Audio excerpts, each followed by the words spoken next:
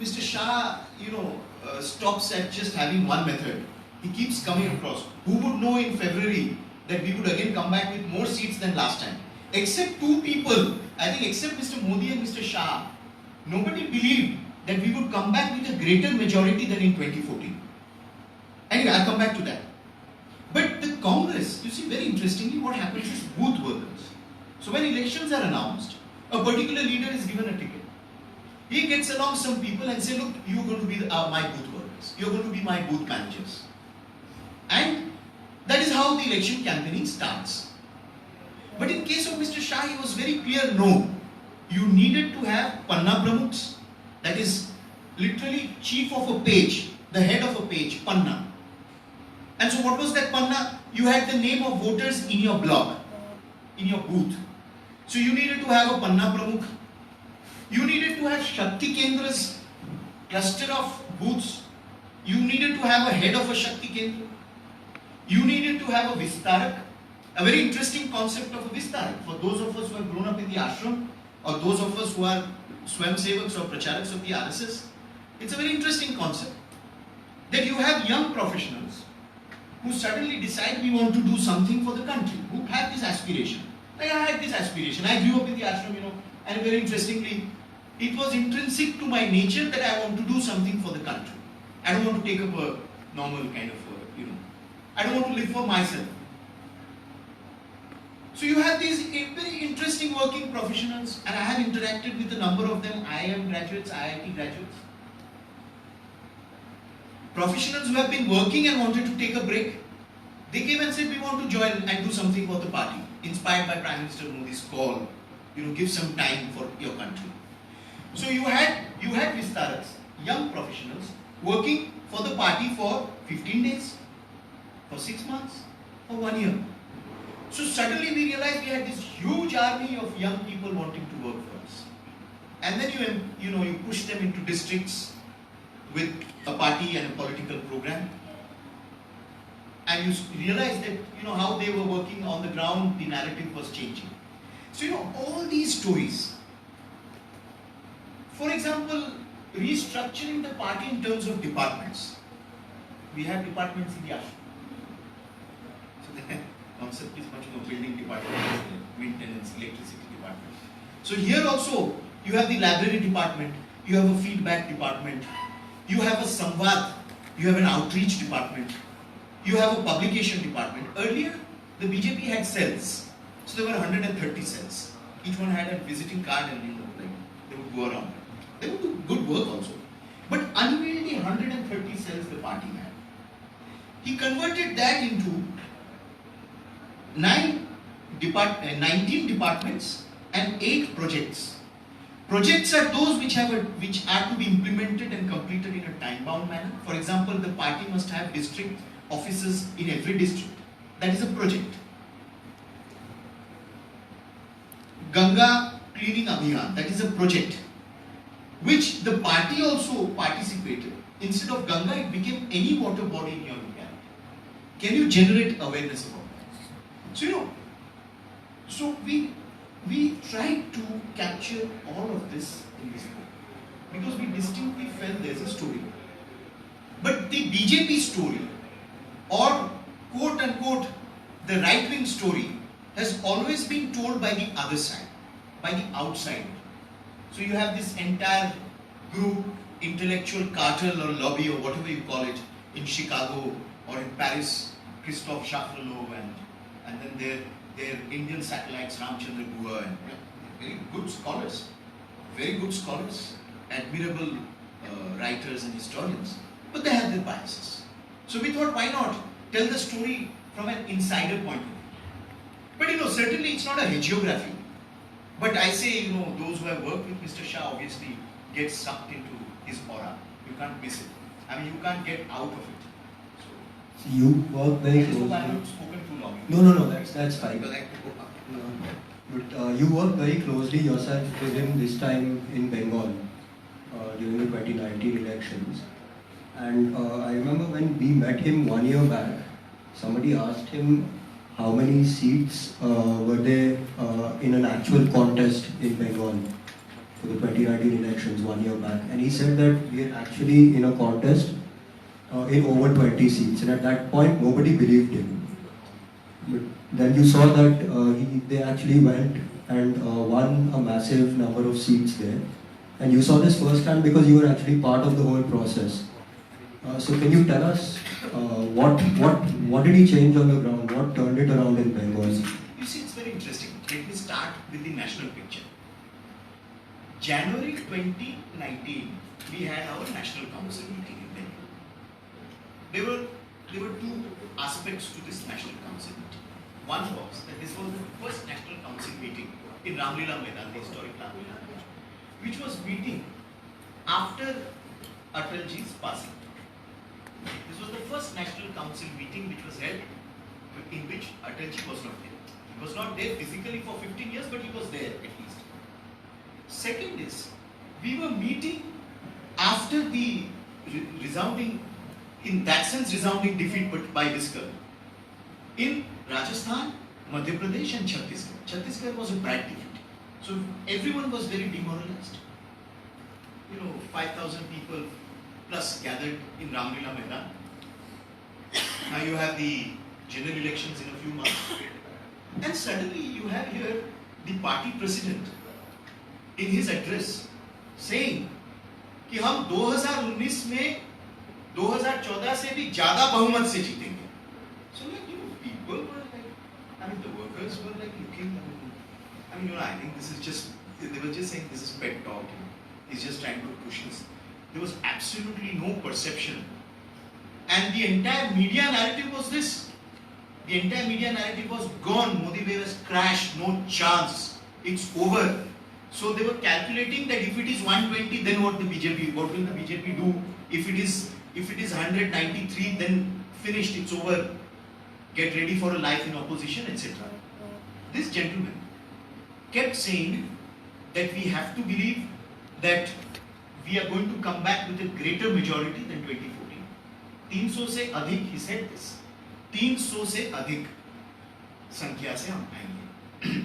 And then of course he said that this is like the third battle of Panipat. And this electoral fight is going to decide the fate of India for the next decade or so. So, it was a very interesting balancing. We were demoralized because of the defeats. On one side, then he told us that we are going to come back with a greater majority. On the other hand, for the hoi polloi, for the cadre, he said this is the third battle of Panipat. And you should have seen the roar, there. Okay, fine. Then he said something very interesting. And before coming to Bengal, because these are all parallel, he said in Uttar Pradesh, it's going to be for us a battle we are going to fight for 50% of the vote share. Again, people laughed at him. Within the party also, leaders were aghast. If there's an alliance, and there was a huge wave, because right when our national council was taking place, the Bua-Bhatija alliance was announced. And so there was a tremendous mental pressure that Mayawati and Akhilesh have come together. So where are we in this? Because Congress is also a major player then. Congress also was continuously Mahagathbandhan, etc. And then the smaller parties were exerting pressure. Our smaller allies in Uttar Pradesh were exerting pressure on us because of the seats. Because this is the cycle in politics. The moment you are seen to be weak, you've lost 3 states, your allies start clamoring. This is the law of politics. And so in that, Mr. Shah asserted that we are going to fight for 50% of the vote. Similarly, in West Bengal, he said, we are going to win, how many seats he said? 23. 23 seats we are going to win. I was also part of that by a very narrow margin. And there was that overwhelming atmosphere of intimidation that took place. Now there's a very interesting figure that, there's a very interesting strategy that he adopted. That's why I said that even if if our political opponents read this book, well, they'll know what he has done in the past, but they'll get no inkling of what he's about to do. He identified 120 seats in which the BJP lost in 2014 Lok Sabha elections. And he unleashed a detailed survey of these seats from working experts and professionals and through party mechanisms. Every 120 seats were studied, and he did it throughout the country. These 120 seats mainly were towards the eastern region of the country.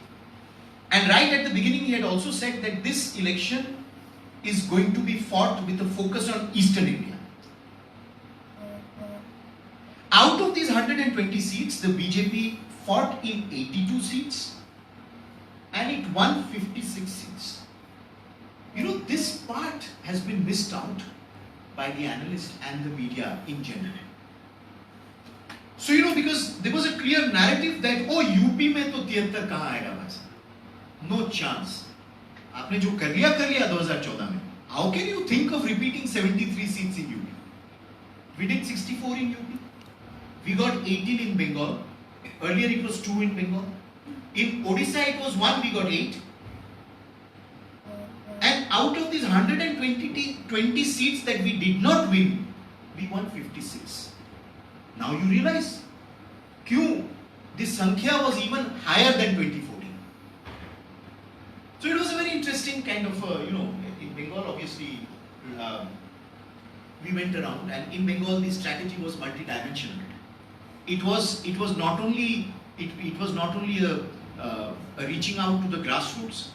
We had a very systematic outreach to the intelligentsia, to the small town intelligentsia.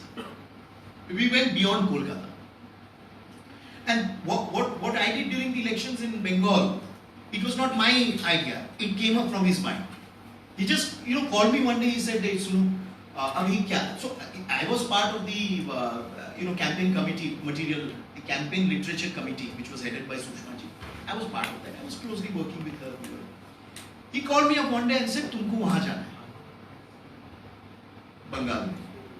So I said, "Yes, fine, I'll go." I said this, and he said, "This is what you have to do." He said, "You have to reach out to the Bhadralok." Those who are Bengalis will understand. So the Bhadralok, as in typifying, you know, the